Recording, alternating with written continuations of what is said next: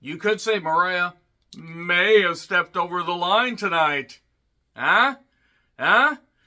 Well, you also could say that Mariah May was a real heel tonight.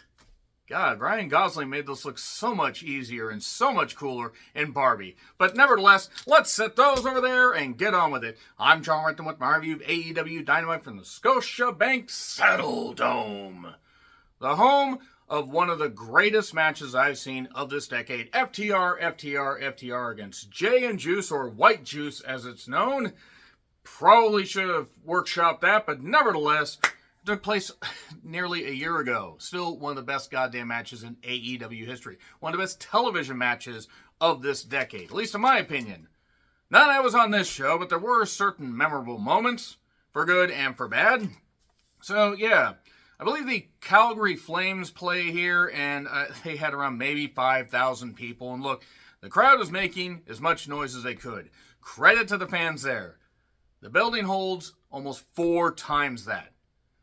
Just hype up your goddamn shows, promote them, send people out. Maybe, I don't know, don't book an arena that's so big if you can't at least halfway fill it. So, yeah, anyway, so Collision recaps. We have MJF, knocking the fact that, Garcia was getting accolades and he got upset opening up to the fans. And they turned their backs on him. I remembered MJF. I just wanted MJF to heal up because he was carrying that company on his goddamn back and his shoulder and literally did break his body and was only off for about, 6 months, 5 months or so. I mean, about 6 months once he got back in the ring. So then we cut to Ospreay because MJF is coming after Ospreay. So here comes Mr. Bruv Spray, as it were, the Brubble Dome. I don't really know how that works. Sounds like some kind of weird dish that would be in the UK. Perhaps with some spotted dick. Which, I don't know. Do they still serve that in the UK? Answers in the comments. So, Garcia may never come back. If Garcia does come back, can he come back without the dance? Because the dance do can only take him so far. Let's make him serious. So, he talks about how MJF mentioned that he has ADD. And Will Ospreay says, I have got ADHD, bruv, and, that doesn't make an excuse. That doesn't, give me an excuse to act like a prick. Or ask, fans to go, contribute to a GoFundMe for a van and promise merch, allegedly. That being said, Will was fired up here, but man, you could practically hear a pin drop at certain points in this promo. Not that the fans weren't invested, but it was so cavernous. So anyway, he basically wants to take MJF out. He is saying, I've had to clean up a lot of messes since coming here. A lot of people that said they were AEW, wanted to go elsewhere. A lot of people are gone. I am here. I want to make AEW better. I believe that Will genuinely believes that. At least he better believe it, because they're going to rely on him a lot. Him and his neck, they're held together by, paper clips and basically super glue that is starting to erode rapidly. So, yes, MJF basically was talking about the bidding war 2024, but he did sign a contract well before that. Still, it was a nice story, at least for a bit, that they get driven into the ground. And then MJF suddenly is in a red room, over there, drinking some wine or whatever. Booze was kind of the theme of a couple particular segments. One in which I felt the need to drink to get through it, and I don't drink, so what does that to say about this segment? Not this one. He basically says, I'm just wrestling for me now. I did what I did for the fans, and look where it got me. You're replaceable, Will. I've seen a lot of flippy-doo guys come through, and you're just going to be another one. They're going to have a match next week for Dynamite 250. That's how they're hyping this. I mean, you talk about Eric Bischoff being ratings-oriented and not building shit up. Yes, the way of presenting television, pay-per-view, all that stuff has changed. But goddamn, that is something that you build. Unless they're going to have a non-goddamn finish, Garcia's going to suddenly return and cost MJF or something. I don't know how they get out of that. Maybe they end up taking it, maybe MJF becomes the international champion and Garcia beats him. I don't know if that's the best idea. I don't know how to get out of that. So, that being said, we do that opening promo. Jeff Jarrett is on the stage to be the enforcer for the Owen Hart Cup men's final between Bryan Danielson and the unhinged Adam Hangman Page. He's about as unhinged as I am an astronaut. They've tried everything with Hangman. He is what he is. He's never going to be anything more. That, for those that like him, that's fine. I've liked some of the matches that he's done, but to me, he peaked with those matches with Bryan, the 60-minute, match, the draw that they did, and the one that they had just in early 2022, I believe, when Bryan was the best heel on the goddamn program besides MJF for about 6 weeks. Okay, Jarrett's the enforcer. Taz was banned because of Chris Jericho, because we are bound and determined basically to make the commentary a little bit muted. Look, Excalibur is not great. I've tried to give him the benefit of the doubt. He's not. Shivani, I like, but I don't think Shivani should be doing commentary. And Nigel, at times, is entertaining, and other times, I think goes full JBL, full Jesse Ventura, late-era Jesse Ventura, with his heel commentary. So, Hangman ain't unhinged. Stop that. Bryan was bleeding after a post and step spot, and then Jarrett basically gradually moved his way to the, to the ringside area. Maybe by the time the second break comes up, he'll actually be at ringside and everything. Then again, he is so old that when he started wrestling, TV wrestling was still in black and white. I kid, of course. Now, this didn't fully click to me. There were parts that did click. There were moments near the end that got the fans, even got me a little bit. This is the worst of the matches that they've had, in my personal opinion. I also think it was about 5 to 7 minutes longer than it needed to be. Also, it doesn't help that Bryan is willing to work with people that really shouldn't honestly be presented as main eventers, because again, Hangman ain't ever going to be seen as main eventer except outside or except inside the bubble where the elite fans really like him. He was not a great world champion. Not that he didn't try, but it didn't work. And if they try to make him the world champion again, it's going to be terrible. So, we go through 2 breaks. We get a tombstone in the ring. Bryan suddenly stopped bleeding. So either the doctor basically patched him up or he was able to wipe the stuff off. Whatever. It probably happened during the picture-in-picture, and I just didn't care, because why am I going to watch the picture-in-picture, even though I was watching this live? Yes, by the way, that's why you're getting this review up hours earlier than usual, because I was able to watch it live because of a different work schedule this week. Back to normal, starting next week. So, we get a pile driver outside. Hangman then shoves Jarrett after Jarrett and others are checking on Danielson. They tease a stoppage. And then we get the Bukkake knee, and then Bryan is bleeding again for the second time. There were elements that worked here, and then others that just took me out of the whole goddamn thing. A ref bump. Hangman has his belt, is whipping and choking Danielson. Jarrett then rips off his shirt and reveals that he has a referee shirt on. A roll-up, that's for 2, a dead-eye for 2, and then eventually, after a second buckshot misses, we get a roll-up for 2. And the belt, by the way, is still on Bryan's neck, so that should have been something that should have been taken care of. Whatever, it's the Wild Wild West there. This show actually became the equivalent of the 1999 movie Wild Wild West. More on that later. Jarrett just let the belt be there, and then suddenly a roll-up, 1, 2, 3. So Danielson wins. He's going to face Swerve. Jarrett brings Martha Hart down to say the word great about 10 times. Ding. Swerve and Nana show up. Danielson is left. We got 6 weeks, basically, to hype this thing up. I think about 6 weeks. Swerve then says, Danielson, you own a pinfall victory over me, and I hold grudges, and I'm not going to let that stand. I'm also on Team AEW for Blood and Guts. And he wants to face Okada. That match gets made official for next week. Again, just giving shit away like that on TV. You can balance shit out like that and maybe, put some squash matches on television. Actually, not maybe make a 4 or 5 match card for 2 hours. Actually build stuff properly. Build up some more people. He's got a roster of like 3 million people. I think it's actually 200, but I digress. And yeah, there we go. So that's about the first hour eaten up. And then the Acclaimed and Billy do a rap video where they sniff the sneakers of the Elite and piss on them, and I don't understand what this was. why this led up to second hour, and this show fell into a pit fast. Really, really fast. So by the way, Brian Keith is called the Bad Apple. And he's probably picked from the lowest branch, because I can't imagine that he could pick anything from a branch that's not 2 feet off the ground. So, Samoa Joe and Chris Jericho. Calgary Stampede Street Fight, whatever the fuck. Okay, a couple of observations. Samoa Joe can move remarkably well in jeans. Jericho can't move at all. Jericho's wife also was part of the January 6, 2021 insurrection attempt. Let us never forget that. And even if Jericho was a good person, I don't care they gave to Kevin Sullivan's GoFundMe thing. Good. Doesn't negate all the bullshit that he did with, some other money. But Jericho even if he actually was a decent person, he's not. He can't go anymore.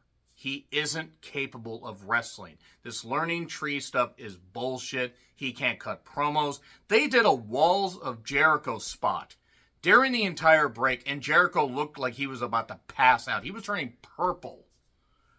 Brian Keith got laid out on a dive and then thrown over the barricade or whatever, and suddenly the cowboy from Munchkin Land disappeared. People say that Brian Keith is really good, and I have yet to see it. So, there was a bag of horseshoes introduced. It's a damn shame the one didn't go up his goddamn ass. I'll let you decide who the hell I'm talking about. They go into the crowd. They go into the back. Bill and Keith attack.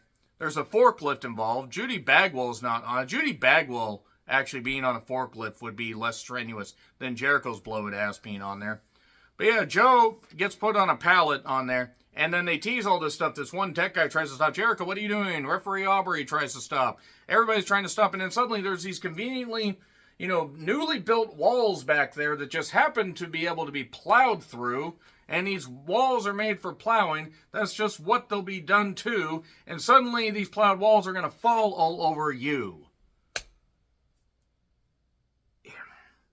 And then Jericho's trying to act like all angry, like he did something bad and everything. And he did this because he wanted to hurt Joe and he wanted to do this. And maybe if I actually believed in Chris Jericho as anything other than a scumbag, I might buy into this. This was garbage. This was pure garbage. Samoa Joe means nothing now. I mean, he hasn't meant anything for a bit since they completely nerfed his title reign. Even though I like the Swerve as a champion, they didn't make Joe feel special after that. Him and Hook being, in association, great, but whatever. Yeah, those conveniently built walls just for that. It was like a Steve Reeves Hercules movie. And if you get it, you get it. So, everything Jericho touches turns to shit. Can't wait till the day he just croaks. It would just be so good. I mean, I know that sounds harsh, but I don't care. If that's what it takes for him to be off this program. Throw his wife in jail. Take the kids and put them in a better home. Claudio, Ishii, Kyle Fletcher, and Pac had a global four-way. The winner faces either MJF or Ospreay for the International Championship. Okay, NATO must be pissed because these nations are all fighting. Callis joins commentary. And, yeah. By the way, referee Rick Knox is the absolute worst referee in, wrestling history. The worst. The fucking goddamn worst. Never deserved a goddamn job on a national television program. Pac won. I wasn't going to pay attention to this. I don't, even with Claudio. I like Claudio, but come on. I like Ishii, but Ishii hasn't meant shit for a while. Hey, you're out of the G1. Do us a solid and go be in this four-way for no reason. We'll pay for it. New Japan Pro Wrestling officials, presumably. Pac wants to be it all in for his Wembley moment. That's what he said. I'm sorry. And Renee got blindsided by Hangman. Hangman knocks on the Elite's door. And Okada basically shows up and is staring him down. And yeah, then I guess I don't care about this Elite stuff, and it's dragging any positives for the showdown. See, it actually started okay, and the first match was fine, even if it needed a little bit cut off. And then I'll get to the finish here in just a second. But Mercedes comes out for a celebration. There's a bottle of booze there. They should have handed a bottle of booze to everybody in the crowd. It's the only way I could stand Mercedes now is to drink. And I don't drink. So that just says exactly what I think of Mercedes. And yeah, she's a better heel because she's easy to dislike, because it's easy to not want to root for somebody that thinks that she is way better than she actually is. And I don't think this is just a gimmick. I mean, I think it's played up somewhat, but anyway. So, yeah, there was extra security. She mocks the Brett same by totally butchering it. Brett gave it a 0.4 out of 10. Here's Britt to lay out security, and Mercedes is upset. I assume. She had plenty of room to run around the crowd without running into any fans. By the way, Brandon Cutler is laid out backstage. Not permanently, unfortunately. And Darby is basically... Darby, I believe, wants to challenge Jack Perry, I assume. What purpose does Brandon Cutler serve? At all, in general. The guy is a less charismatic, just incredible, has never meant anything positive to this program, is only there because he's a Young Bucks friend, and needs to be told that by fans. Fans need to berate him until, I don't know, maybe he goes home and gets a 9-to-5 job like the rest of us, because he should be on the other side of the barricade, because he's not a professional wrestler and he's not a television performer. So anyway, yeah, Darby wants Jack Perry, and Brandon Cutler's fired up and upset. I wanted a stampede of moose to just trample him. Mariah May took on Willow. Willow had I'm not a nugget gear, inspired by Owen Hart. Owen Hart Cup final for the women. We're going to have an overrun. We didn't have as much of an overrun as I thought. Actually, if they had just cut like one particular thing a few minutes off of that match, of the first match, we might have actually just gotten in the 2-hour period, and maybe they need to just get in the 2-hour period and focus on a tight, concise 2-hour program, because this had 4 matches on it. So, look, the women worked hard. I'm going to give them that much credit. There were moments that were fine. The crowd, it took a bit for the crowd to really get into this. We got a Fisher woman buster, or bomb for 2. Statlander and Stokely interfere later. I mean, they were laying stuff in. Tony and Luther are there at ringside, by the way. Statlander and Stokely interfere. And I realize it was Stokely because children are bigger. And that did not lead to immediately Willow losing. Had they gone right to Mariah getting a roll-up and a 3, would have been fine. But they kept going for whatever reason. I'm not saying that Willow shouldn't be fighting. But that continues the feud with Statlander. And they could have done that right. But anyway, roll up for 3. And then, Willow congratulates her. And then Tony is celebrating with Mariah. It's 2 dirty blondes getting all over each other. You usually have to go to a different website to see that. And they go up there. Mariah's all happy. She's all thrilled. They're celebrating at the top with the Owen Cup, women's championship belt that never gets defended. Because that's just what Tony needs, is more belts. And then suddenly, and I mean, she blasts Tony with the belt. She blasts her with the belt. She's beating the shit out of her. Luther, for what he's worth, not anything as a television performer, except as his butler, gets beat up. Mariah busts open Tony Storm, is just relishing all this. The crowd is saying bullshit and just booing like crazy. I thought they would have waited to actually do this, because I knew that Mariah would end up turning heel. So yeah, it was definitely shocking, and hopefully they can build up on this and have Mariah win at All In, because they need to. If they're going to do this, she has to beat Tony Storm. But she busts open Tony. Tony's just losing it. There's blood all over. And that would have been fine had we not had blood in the first match. But at least this was impactful. And Mariah throws Luther through a table. Wood meets wooden wrestler. And then she gets the heel out and is busting her open and doing that and everything. A real heel maneuver and getting the blood all over her. And man, I was just loving this. More than I should have. I may have issues. There's nothing wrong with a crazy woman. Nothing wrong with that at all. I've dealt with my share of them. But Mariah, relishing this, covered in blood. It's like she was the actress in Possession, whose name is hard to pronounce. Isabella something or other. But great performance there. Check out Possession. Seriously, it's great. 1981. But Mariah, relishing this, doing all this. Who wasn't absolutely turned on by this whole thing? I know I wasn't. How dare you accuse me of that? Were you? But nevertheless, it was a great ending. So there were moments that worked, but just a lot of stuff in the middle just didn't. Like, that second hour was dreadful until we got pretty much to the end. Because Willow and Mariah, it was nice that they got the main event and everything, but I don't necessarily think the match is going to be that memorable. People are going to remember the finish. And it was great what Mariah did. And just relishing that, and fine, she lured Tony in and did that, and you got 6 weeks to build this. That being said, there was some garbage on this show, but at least it ended impactfully. Let's see if they follow up on it. Tony is not known for doing that. Nevertheless, agree, disagree, what I said, like, share, subscribe, Twitter handle in the description. I'm John Rutland. I'll see you soon.